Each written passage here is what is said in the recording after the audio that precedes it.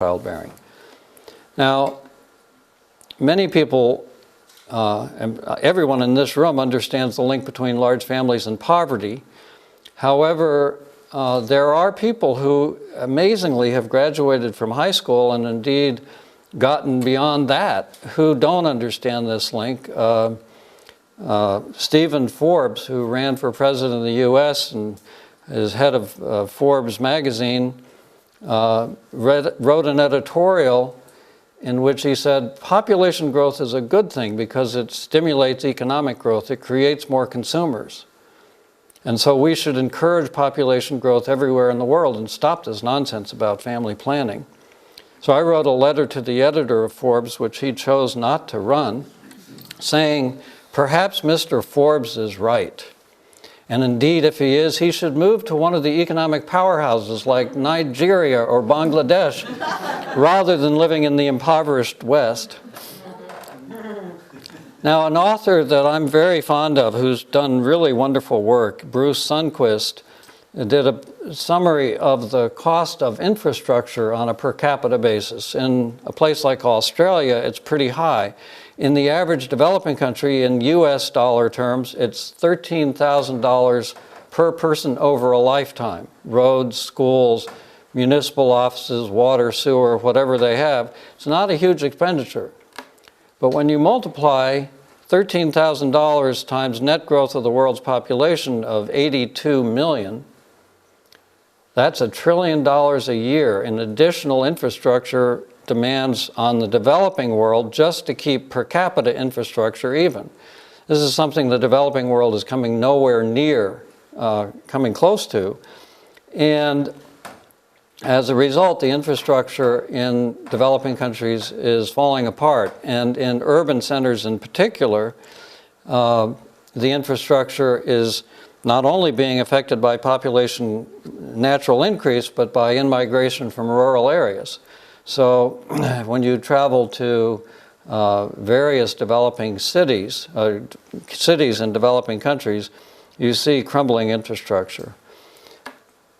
Where countries have moved from developing status to developed status, on the other hand, in each case where a country has been reclassified from developing to developed since World War II, and that includes Japan, South Korea, Hong Kong, Singapore, Taiwan, the Bahamas, and Barbados, they brought their fertility rate down first, and then their economy took off.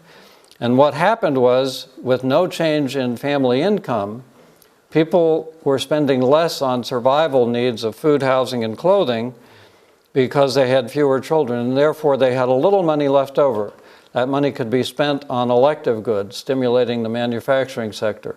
More important, it could be invested in education, invested in infrastructure through government taxation, and invested in the equivalent of the stock market, creating capital for businesses to borrow and grow. And so each of the countries that has had dramatic change in per capita income has gone through this process. And indeed, many of the more recent Asian tigers, including China, are benefiting economically from this demographic dividend. So clearly, Stephen Forbes has not read some of the writings of Herman Daly and of Ainsley Cole of Princeton and others who have looked at the direct link between lowered fertility and improved economic welfare. A little less than a year ago, I found myself in Djibouti, which is warmer than Melbourne has been. It was about 45 degrees at dawn, and it got hotter from there. It's right on the Red Sea across from Yemen, and it was not a usual stop for me. I was a guest of the U.S. military, briefing the commander of a base that is working with African militaries on the link between population overshoot and political instability and the threat to the U.S. military of being sucked into military battles in partnership with African militaries that were trying to keep the lid on, particularly Nigeria. The good news about the war in Iraq is the U.S. military has finally figured out that you can't solve all problems through military action, and they are trying to figure out how to prevent additional wars. And so, unlike the recent occupant of the White House, the military for some time has been looking at population and climate change as security issues. And indeed, some of the data on this slide point to the links between very youthful, fast-growing populations and high unemployment, particularly of urban males wandering around getting frustrated and desperate, which leads to all kinds of potential for internal and international conflict. Now, clearly, I think this is a picture of much of the Australia that we flew over today. This is a dry continent, and adding population to a place that is trying to figure out where to get its fresh water is something that is going on all over the world. And every country, or at least every continent, is currently pumping out its underground aquifers at higher rates than the aquifers are being replaced by rainwater. 80% of that underground water being taken out of the bank is being used for irrigation to feed the growing populations.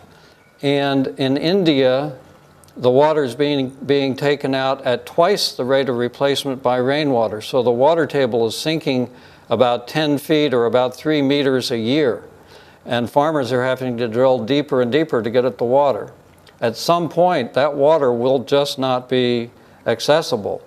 And the green revolution that relies on combination of oil and water for producing the crops that has turned India from a starving nation to a nation that's exporting crops is suddenly going to come to a grinding halt, and we'll be watching it on television. This may happen about the same time that Bangladesh goes underwater and people from Bangladesh try to move to India, for which purpose India is now building a fence along the border. Now, you may have heard of Al Gore. And I give him great credit for having brought the world's attention to the climate change issue. And he does indeed from time to time mention population as a factor. And his slideshow always shows the graph of population growth. One of the things that he and others often fail to mention, though, is there is something that we can do about population. It is not just a given. And he sometimes has said words along the lines of, well, you know, birth rates are coming down, it's going to take care of itself, we really need to worry about the per capita part without talking about the number of capitas.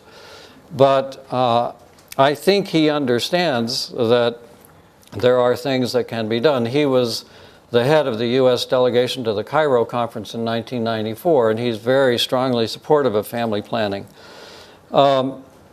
One of the things that a scholar at University of Rhode Island, Fred Ryerson, calculated is that the net growth that we're projecting between now and 2050, an additional 2.5 billion, and that's assuming birth rates continue to come down, which of course is going to occur in the poorest, lowest consuming countries with the smallest per capita greenhouse gas footprint,